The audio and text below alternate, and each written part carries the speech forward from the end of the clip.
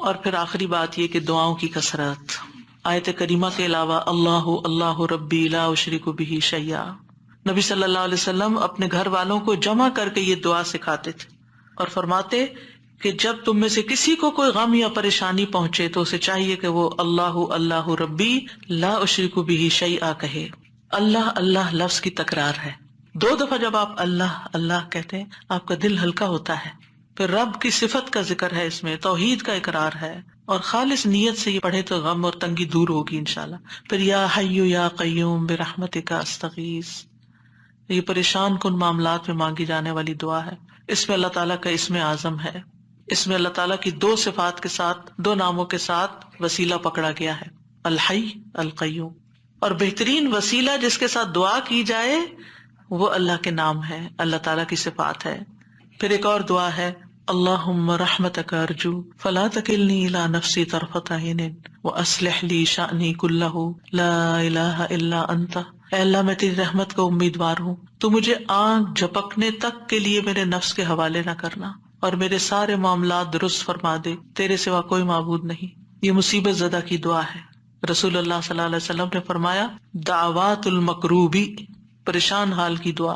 اور اس میں خاص طور پر اللہ کی رحمت کا ذکر ہے کہ اللہ میں تیری رحمت کی امید کرتی ہوں اور میرا نفس تو بڑا کمزور ہے، مجھے اس کے حوالے نہ کرنا ورنہ میں تو پڑ جاؤں گی، اور ایک لمحے کے لیے بھی نہیں. اب دیکھیے بعض اوقات آپ نے ایکسپیرینس کیا ہوگا، یہ میں اپنے پرسنل ایکسپیرینس سے بات کر رہی ہوں، ایک لمحے کے لیے کوئی خیال آ جاتا ہے کسی بھی چیز کا، کوئی ایسی پریشان کن چیز، آپ کا سارا جو سکون ہے وہ برباد ہو کے رہ جاتا ہے. تو میں اس وقت سوچتی ہوں کہ یہ شیطان تھا جس نے وار کیا ہے تاکہ اس بندے کا جو اطمینان قلب اور سکون اور خشوع اور سب برباد ہو. یعنی وہ ایسے تیر چلاتا ہے جیسے. فوراً یہ دعا پڑھے. پھر نبی صلی اللہ علیہ وسلم تکلیف آنے پر یہ دعا پڑھتے لا الہ الا اللہ العظیم الحلیم لا الہ الا اللہ رب العرش العظیم لا الہ الا اللہ رب السماوات ورب الارض ورب العرش الکریم. اس میں اللہ سبحانہ وتعالیٰ کے نام کے علاوہ العظیم اور الحلیم اور رب العرش العظیم اور رب العرش الکریم کی اور رب السماوات والارض کی بات کی گئی ہے.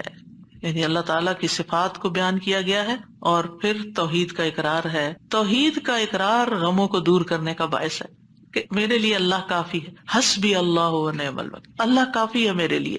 پھر اللہم انی اعوذ بک من الہم والحزن والعجز والکسل والبخل والجبن وضلع الدین وغلبۃ الرجال. اے اللہ میں تیری پناہ میں آتا ہوں دکھ، غم، عاجزی، سستی، بخل، بزدلی، قرضداری کے بوجھ اور لوگوں کے اپنے اوپر غلبے سے. نبی صلی اللہ علیہ وسلم سفر میں کثرت سے یہ دعا پڑھتے کیونکہ سفر میں یہ ساری چیزیں آ جاتی ہیں نا اکٹھی ہو کے.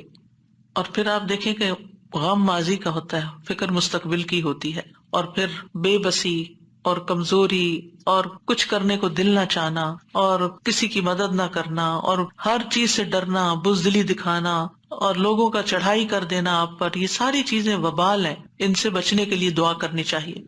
اور پھر اگر مستقل طور پر دل پریشان رہتا ہے تو اللہم انی عبدک وابن عبدک وابن امتک ناصیتی بیدک ماض فی حکمک عدل فی قضاؤک اسألک بکل اسم هو لک سمیت بہ نفسک او انزلتہ فی کتابک او علمتہ احدا من خلقک او استأثرت بہ فی علم الغیب عندک ان تجعل القرآن ربیع قلبی ونور بصری وجلاء حزنی وذہاب ہمی وغمی. اس کے لیے وعدہ ہے کہ جو یہ پڑھے گا اللہ سبحانہ تعالیٰ اس کے غم کو خوشی میں بدل دے گا. یہ دعا ایک چھوٹے کارڈ کی شکل میں چھپی ہوئی ہے، اگر آپ کو یاد نہیں تو کسی بھی جگہ پر یہ کارڈ لے جا کر چپکا دیں اور جب دل پریشان ہو جا کے کھڑے ہو کے اس کو پڑھ لیں تاکہ آپ کو زبانی یاد ہو جائے. اسی طرح یہ چھوٹا کارڈ ہے جس میں یہ ساری دعائیں موجود ہیں، اپنے پرس کے اندر رکھیں، جب دل پریشان ہو تو ان کو آپ پڑھ سکتے ہیں، انگلش ٹرانسلیشن کے ساتھ بھی ہیں. پھر اسی طرح یہ لا تقنطوا من رحمت اللہ کا کارڈ ہے، لا الہ الا اللہ کا اور تسبیحات کی فضیلت کا عربی اور انگلش میں کارڈ ہے. یہ آپ کے پاس ہونے چاہیے تاکہ ایسی کیفیات میں فوراً آپ اللہ کی طرف رجوع کریں.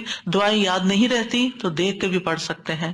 اور اللہ سبحانہ تعالی ہم سب کے غم، دکھ، پریشانیوں کو دور فرمائے. اور درود شریف کی کثرت بھی غموں کو دور کرتی ہے.